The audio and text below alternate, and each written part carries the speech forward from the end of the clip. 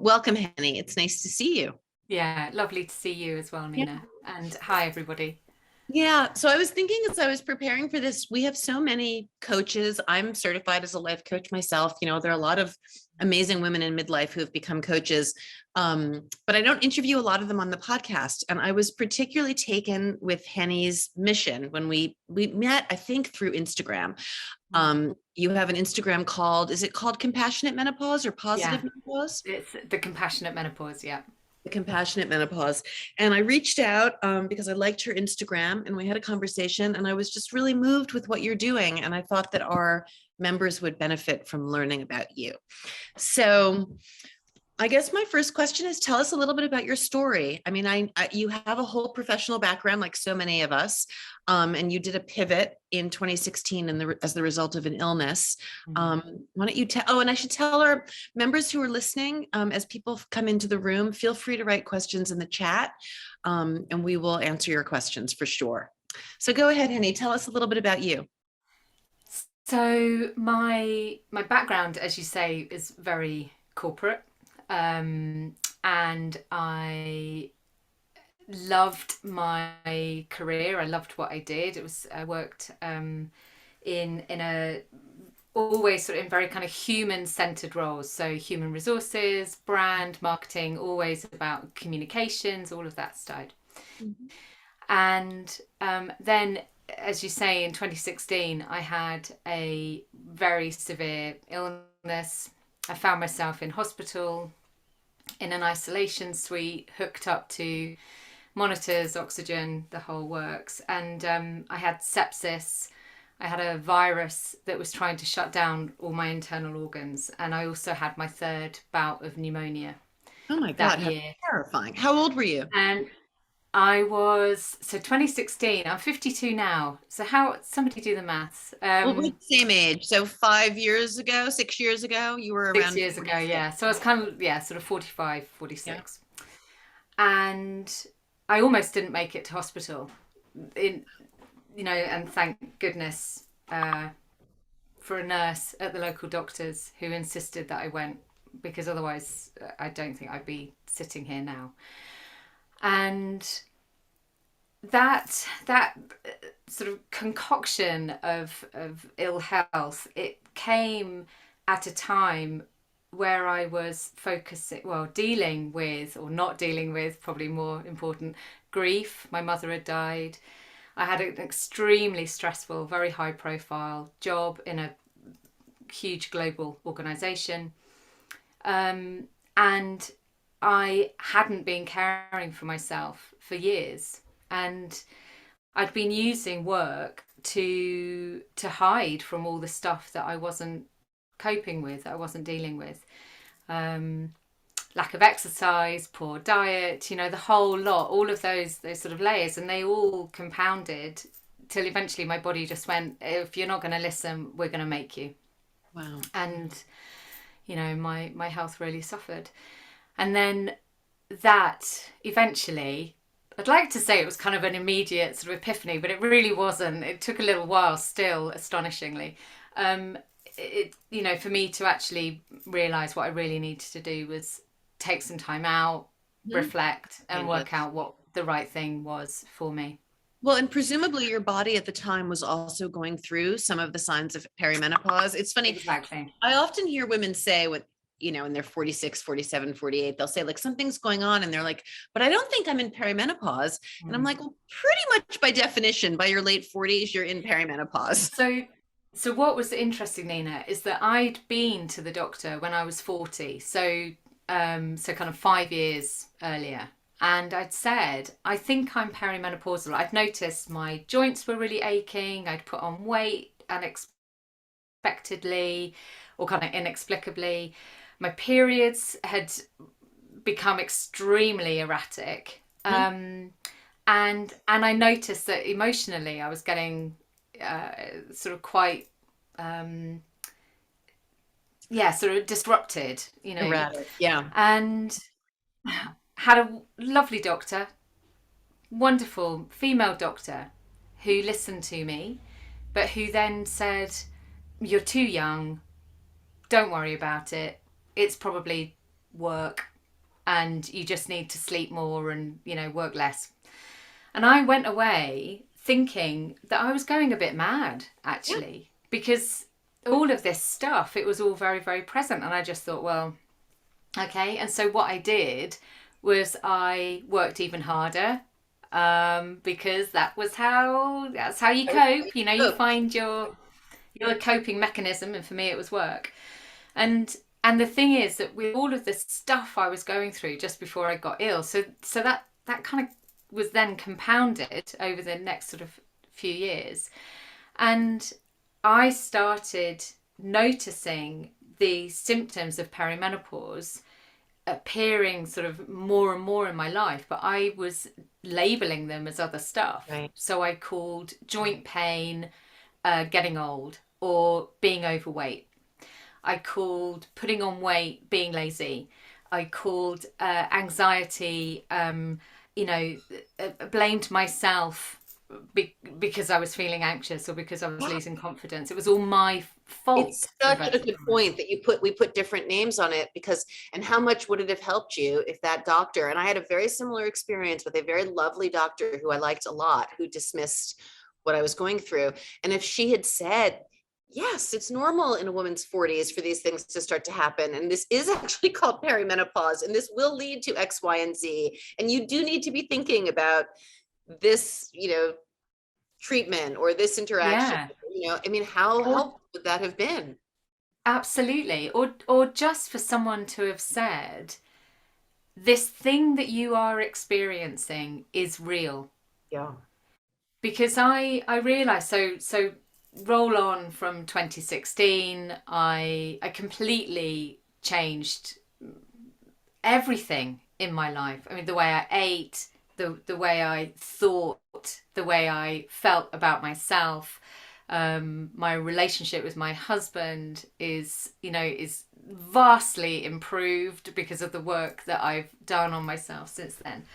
Um, but I also changed the work that I do, and like you, I retrained because I realised that actually where my vocation really sits is with supporting others in Mhm. their own change journey. Um, So what did you do? You went back and became a coach. You left yeah, corporate life and became a coach. Were you always, because I did a similar thing, right, in 2013. And did you set out to say, like, I want to help women in transition? Or what was your thing? no. So what happened was I was actually able to pivot the work, that the job that I was doing within that big global company. Amazingly, they enabled me, as I was doing my training, to then become an executive coach within the organization. So I carried on It's great. doing that for a couple of years. And then I noticed that, so it was probably kind of 2017, early 2018, I suddenly realized that about 80% of my female clients were displaying in some way or other perimenopausal symptoms. And I'd sort of get to a point maybe during our sort of coaching where I'd just be raising a little flag to say, have you Are you considered? paying attention to your body, right? Are you paying attention to Yeah, these were women within your corporation, this global corporation, and you were yeah. executive coaching, but you found that most of the people coming to you were women over 40, 45. Wow. So that was also interesting. So even I was noticing it was even with women who were kind of 35, because we can experience perimenopausal symptoms for up to 15 years. For sure. Yeah. And, if I look back on my own experience, I definitely was perimenopausal in my late 30s. And it coincided with when we were doing IVF, as, Mm, myself and my husband.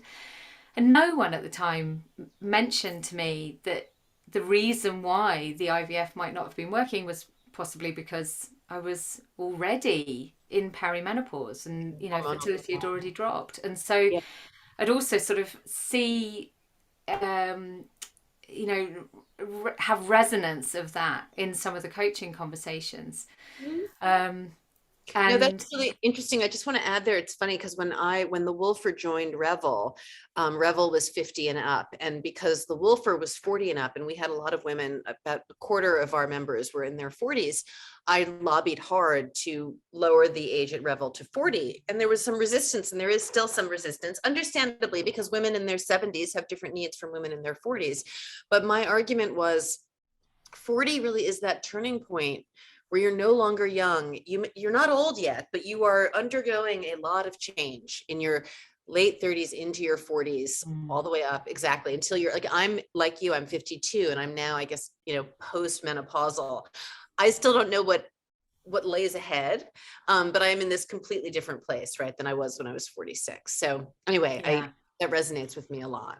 yeah, and I think it's important as well to recognize that the conversation around menopause and around the compassion that is so vital that we show ourselves and show each other around menopause, that we need to be having that conversation with women our age. We Each need to other, be having yeah. that conversation with younger women, and we also need to be having it with women who are older as well, because I think so often compassion can be something that we feel has been kind of taught out of us, Mhm. in some way during our lives. For many of us, the idea of showing ourselves compassion feels like it's,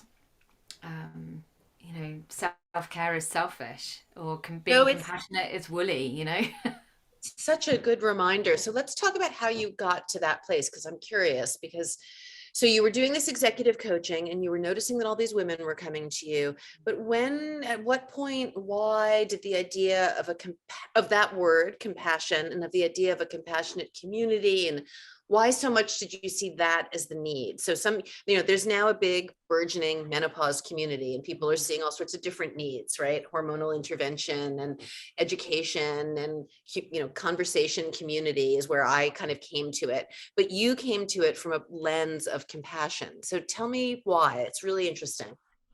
Because what I saw was that some of those women had had a similar experience to the one that I had had when they went to the doctor, and had then were then dismissing what they were experiencing, Themselves. or suppressing it in some way. Some of the women that I raised it with were labeling it as something else, and therefore dismissing it or suppressing it in some way. And it just became really apparent to me that there was this gap between being able to acknowledge and allow the reality of our experience, and and and people's ability to do that. Mm-hmm. There was Mm-hmm. this Disconnect. huge gap, this Yeah. disconnect, Yeah. exactly. Yeah. And Really interesting. I know from my own experience that the thing that I most needed to learn was how to love myself. Hmm. I was just about to ask, like, how does compassion intersect with self-forgiveness? Like, that's something I think about as I get older. I used to feel like I didn't have a lot of regrets. Like, I just was kind of, in fact, I wrote an essay once about not having any regrets in my late 30s. And now in my 50s, I do have some things that make me sad that I wish I could have done differently. And I think this idea of compassion ties into that, right? Having compassion for myself, having compassion for my younger self, um, being able to forgive, being able to, and as you say, being able to really love yourself. And when we're going through all these changes, it can be harder to love yourself, as you point out, because it feels like, but there's more anxiety, there's more back fat, there's more chin hair, there's, all And the obvious ways society has told us to love ourselves are shifting. and also, I think there can be a huge lack of compassion toward our body as well. We can have this sense that our body is letting us down, whether that is because of the back fat, or because of the joint pain, or because of the hot flashes, or whatever it might be, that we can turn against ourselves, and actually not we can lose that contact with ourselves. And really that's what sort of compassion is connecting deeply with whatever our experience is and whatever our experience was. And so you talk about how does compassion correlate with self-forgiveness. And I think, well, the thing that comes up for me as I listen to that question is to really turn toward what is the thing that is asking for forgiveness. Mm-hmm. Exactly. Just And leaning into it, really looking at yeah, it. Mhm. and to allow it, and to allow, well, that makes me feel sad. Mhm. Yeah. Well, it's okay to feel sad. I think, I can't remember if I shared this with you the first time that we spoke, but for me, I have this sense that as we come up into our adolescence, as our periods start, it's almost like we're given this box, and I call it Pandora's box. And we are taught that for the rest of our lives, we put everything in that box that is too complex, too difficult, too painful, too time consuming, just too big, too kind of overwhelming. We're taught to put everything into that box, these emotions, these experiences, this stuff that we carry that's part of life. And what happens as we come up into perimenopause is that the stuff in the box, it starts knocking. Yeah. And and we have a choice at that point. We can either sit on the lid Mhm. and just frantically hope that nothing gets out, which is often the experience that our mothers or our grandmothers may have faced into. Yeah. And it can leave us quite brittle, Hmm. that experience, because we're expending so much energy at just holding everything in, that's all we can do. Yeah, I think this is really. Whereas with compassion, with self-compassion, and with coaching, I think is an amazing tool here. But just with what Tara Brach calls conscious relating, Mm-hmm. we can open up that box and we can look inside it and we can say, okay, my darlings, what is asking for my attention? Mm-hmm. What do you most need? And we can do it in a way that feels safe for us because it's a choice that we're making. Yeah, I love those two questions. What is asking for my attention, and what do you most need? I find COVID helped with this, that as I've gotten older, also, I need more time alone to decompress a little bit. And that those are great questions to ask yourself if you're writing in a journal or taking a walk or having some time alone. What am I not paying attention to? What's knocking that I'm putting away? Yeah. Really good And question. so back to your question about that forgiveness, I think that there's an awful lot of grief around the time of perimenopause and menopause, and sometimes it's real grief because often we're at a time in our life where perhaps our parents are aging and we're facing into that. We're also aging and we're facing into that. And children are Um, leaving, and often and marriages children are are leaving. leaving. Exactly, the whole empty nest thing can be happening, and so we can find ourselves grieving the woman that we were, perhaps without having really got to know her, Mhm. and afraid of what's to come, not knowing who this woman is that we're becoming. And so there can be grief around the kind of the letting go of control, of certainty. This is an uncertain time. Yeah, it's completely true. I mean, I'd say part of the reason I started the community, the Wolfer community, is, and I get so much out of it, is for that, to see other women coping with changing and aging and the resiliency and it. I think when I was having all those questions in my 40s, having a coach to talk me through it would also have been really helpful, and having lots of watching other women go through it and talking to you is inspiring to me. It makes me, it makes me realize every day dealing with all these women in the community how and you see the different range of responses, right? You do see people who are still tamping it down and people who are exploring and opening it up. And yeah, it's very interesting. Yeah. I think, your point around what we have available to us now is really, really important. This ability to connect Mhm. with each other and to see that my menopause is different from yours, Mhm. and ours are different from the other women who've joined us here, and to all the women who are listening now.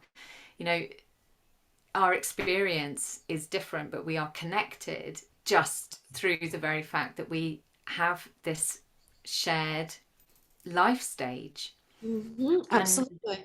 and I, that I is want a really vital part. I want to answer one question in the audience so she doesn't feel neglected. This is from Susan, who says, I'm 48, and in the last 6 months, I'm having significant issues with bladder leakage, or even not being able to hold it and going all over myself. Is this a normal perimenopause symptom, or should I be worried? Yes, it's very normal. And again, to Henny's point, it's something that not all women experience, and some women experience in a moderate way, and some women experience it in a more extreme way. I'll quickly give you my 2 cents, and then Henny can offer hers. It is very common. You should probably go see a pelvic floor specialist and or a urogynecologist. You may need pelvic floor physical therapy. I have the opposite problem as you. I get frequent what I thought were UTIs, and they're not UTIs. It turns out I have you have a loose muscle, I think this would be the diagnosis. There are loose muscles in your pelvic floor, and I have muscles that are over tightening. And so I get these spasms that feel super painful, and they feel like a UTI, but they're not.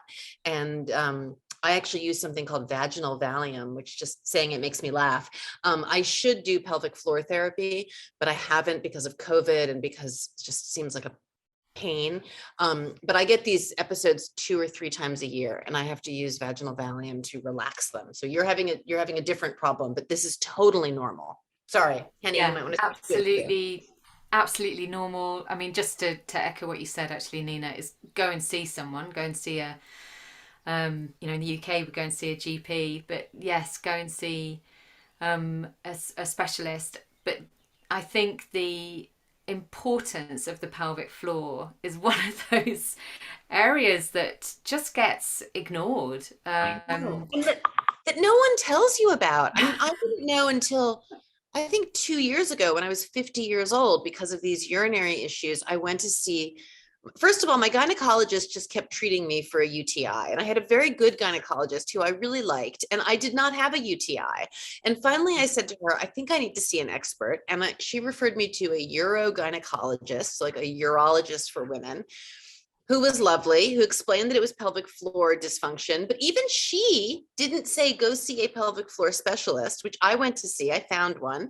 And for the first time in 50 years, someone explained to me what the pelvic floor is, which I The didn't hammer. understand, the whole hammock, and explained all the different ways that you can have dysfunction, which are myriad and frightening.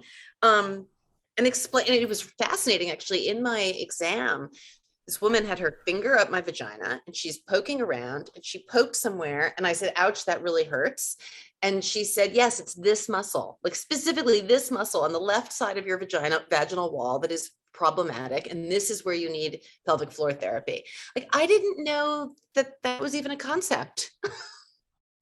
Like, why don't I they tell us think, things? well, again, I mean, this is actually where compassion comes in. Self-compassion also comes in with trusting ourselves, Yes. because part of the challenge is that we go to experts, and I say this with so much respect Yeah, for doctors, for medics, but the truth is that it's very difficult for anyone to know everything. exactly. And we have to we have to trust ourselves.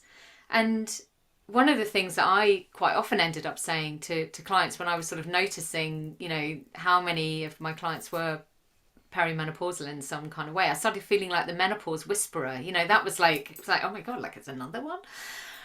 Was this idea that if you think that you might be perimenopausal, it's very likely that you're perimenopausal. I mean, it's like, you know, And because again, and for a woman over 40, it's almost impossible that you're not perimenopausal. It's literally exactly, a fact of life. and just because the hormonal levels haven't sort of shifted enough to be registered on the, you know, the sort of tests at the doctors, I think trust what you are experiencing. Yeah. No, also to your I, hormonal point, the hormones are shifting so much in your 40s. You actually literally could be tested one day and 5 days later have a completely different result. Like exactly. the hormones are like this. So yeah, sorry to interrupt you. I just noticed that someone's also shared about no one ever talks about vaginal atrophy as well. And you know, there are these kinds of aspects of menopause, which again, the compassion is to be able to talk about it, to be able to sort of demystify, break through the taboos, normalize the conversation, which actually is what we all collectively need. And I think it's men and women as well. You know, I was doing a talk about working with menopause last week up in Edinburgh, and a part of what I do is I share my experience, you know, as a way of bringing things to life, and it's all about developing menopause awareness in the workplace, mixed group, men and women, and at one point I was sort of talking through the symptoms, and I said, so there are 35 and counting, and I ran through the list saying, well, I had this. And as I was coming down the list, I realised that right at the bottom was vaginal dryness and painful intercourse. And I could feel the tension in the room rising. It was like, is she going to say the words? And then I just turned into the room and I said, okay, let's go there. Vaginal dryness, painful intercourse. Like that's the reality. And That's the reality. we have to be comfortable with using this language. I mean, maybe not in that kind of public forum, for maybe that's not for everybody, but for me, it's like part of breaking the taboo, you know? I can 100% agree. And I also feel like being able, when we have frank conversations about what's happening with us as women, with the men in our lives, it also opens the doors for them to be more comfortable around their own aging. Dysfunction sounds like a negative word, but changes, right? Because it's happening to all of us. And so true. yeah, and for men to be in the dark about it also certainly doesn't help any of us. It doesn't help our relationships. As you said, your marriage changed when you started really dealing with what was going on for you. And my husband's reflection is that he has noticed his own hormonal changes. You know, testosterone levels drop for men in their 50s. It's part of what happens. And the challenge is in a relationship, if both parties are dealing with their own sort of unwanted, inverted commas, you know, sort of biological, physiological changes, but they're not communicating about it, which is completely normal and totally understandable because we're often not taught how to do that.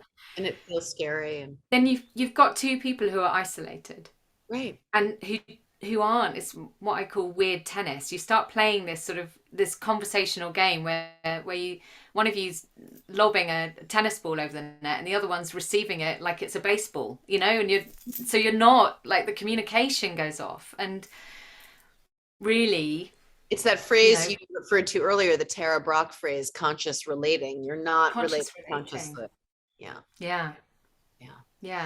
Let's see, we have another comment from the audience. I love that we can have this conversation. I've been saying for years that I'm going through perimenopause, and I've been to multiple doctors who argue and say my hormones say otherwise and refuse to address or look into any of my issues, some of which I'm embarrassed to even bring up. Sounds like it's time to find a new doctor.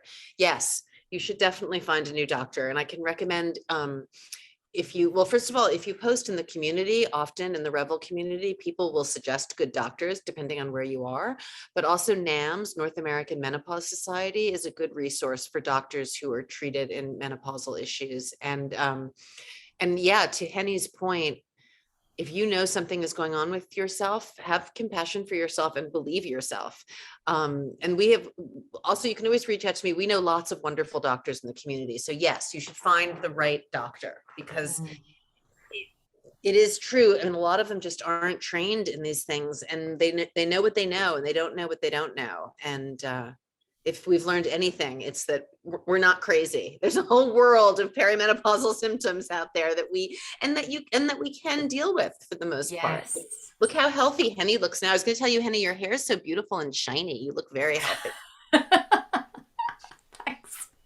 Well, one of my symptoms was hair loss, Yeah. nails thinning, breaking, all of that. So, I think there's also there's something in what you were just saying, Nina, about the importance of being listened to. So finding a doctor who will listen is really important. But there's also then understanding, well, what is it that I need? What is the thing, back to that question, what is the thing that I most need? And depending on what our individual symptoms are, there are a whole host of strategies that we can put in place. One of those might be HRT or not. And either choice is okay. And I think it's really important that we are open to the idea of allowing ourselves to choose what feels right for us. Yeah. But Just things, in case anyone listening doesn't know, HRT is hormone replacement therapy. But yes, I thank you. fully agree. I am And hormone replacement therapy. I resisted it for a few years, and now I'm on it and I love it. But I completely agree. There's no one answer for anyone. We all have to make our way through this and gather information and exactly. talk to friends and talk to good doctors. Yeah, talk to And good it doctors. does. And also, No, go ahead. I was just going to say, Nina, I think there are so many other things around, like looking at nutrition, you know, just quite simple shifts that can really help. So reducing inflammatory foods can really help with I perimenopausal fully agree. I symptoms. was thinking this morning, I really don't eat bread anymore. And I Mm. love bread and I miss it, but it was making me feel really awful. Like I've really started restricting a lot of certain kinds of carbohydrates. I eat many more vegetables now than I used to.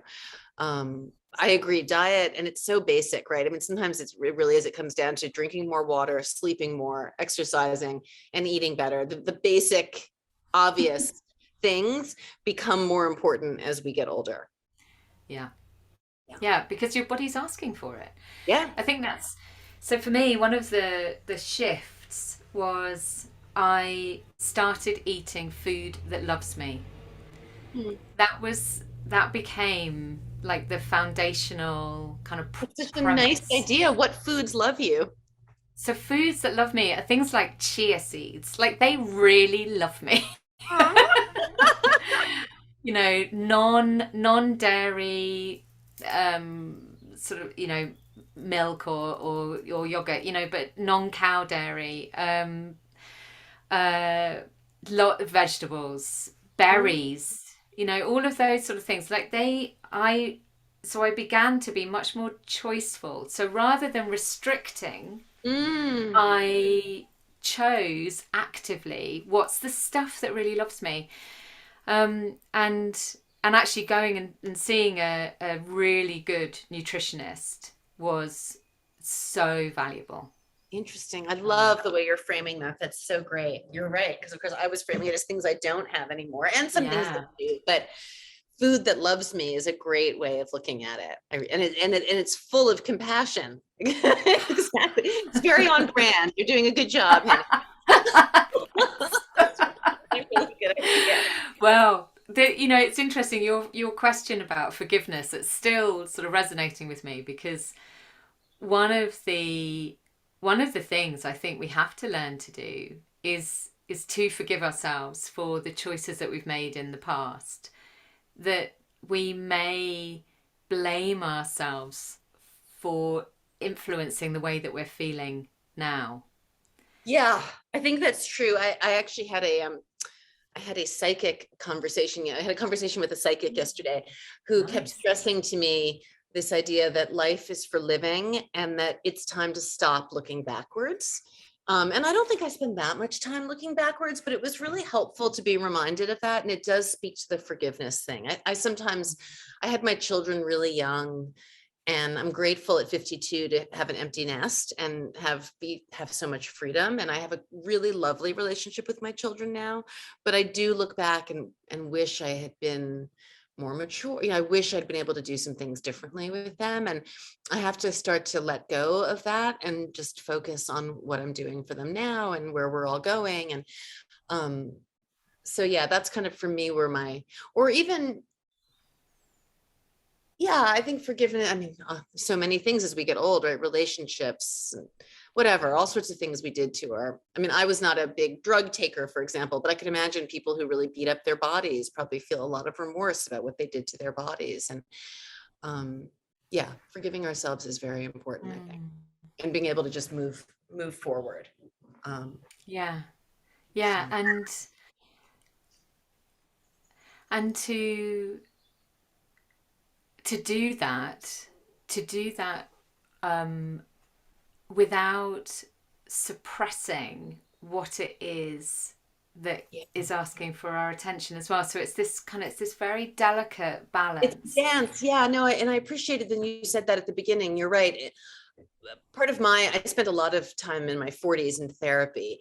And I think I really learned then to sit with what was giving me pain. But you're really right. It's a very important thing to remind people of. You can't move on from something unless you've really sat with it. You have to really look at it. And I think that is part of what I'm still trying to do about as my kid, as kids get older, I don't know, you have children? How old are you? Do you have Yeah, children? I have a 21-year-old son. Yeah. Yeah.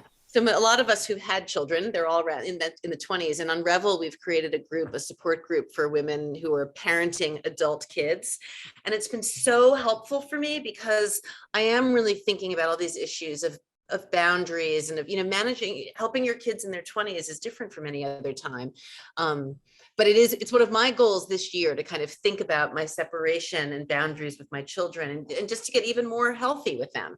And some of that is looking at the past and then trying to figure out how you want to do things going forward. So And I think that whole boundary work with menopause can be, I mean, just so valuable because, as we're understanding who we are now and the role that we play right across our life, um, recognizing that often in our younger years, I think as women, I mean, generalization, but I do think this is quite a female trait, is that often we give an awful lot of ourselves to our loved ones, to sort of family members, friendship, work, whatever it might be. It's our way of kind of demonstrating our love for others.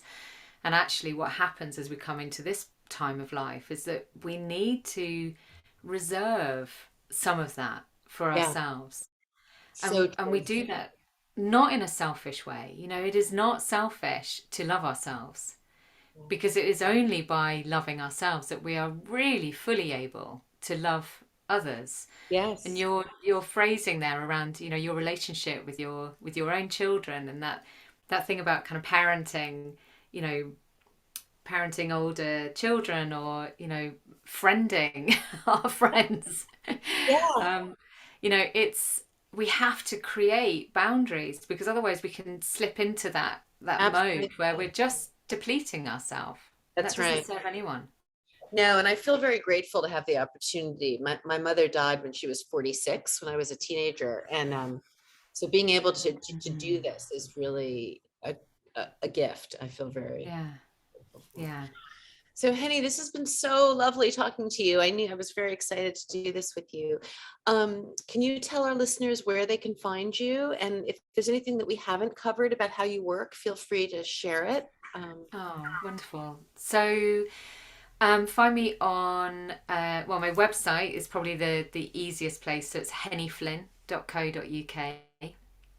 And that's got links to everything, including the books that I've written, Yes, I which forgot to are say also, you've written two books. Yes. yeah, which are really at their heart. It's all about compassion. So the first one, My Darling Girl, is a series of love letters. I eventually realised that I'd written to myself as I was going through the really worst or sort of most challenging parts of my own change journey, and menopause obviously ran all the way through that, perimenopause.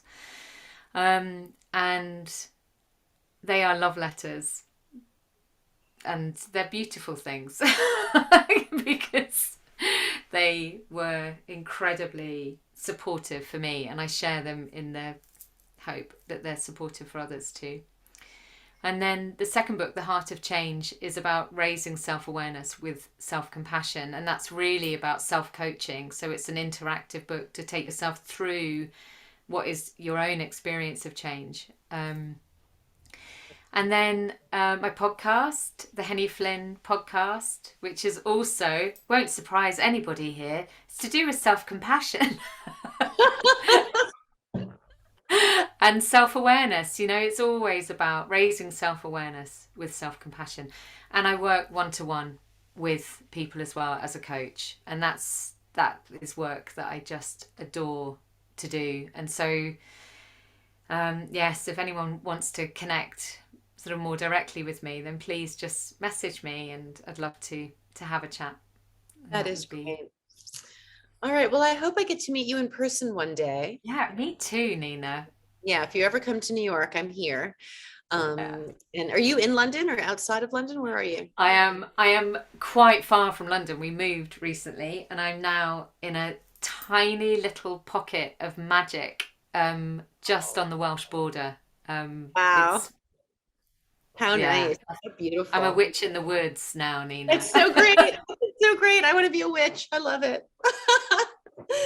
All right. Well, I loved talking to you. This has been very nourishing. And we'll keep in touch. Yeah, definitely. And thank you so much to everyone for your gorgeous comments, and really, yeah, really lovely to have been here with you. Good. All right. Take care, Take Henny. care. Bye-bye. Bye.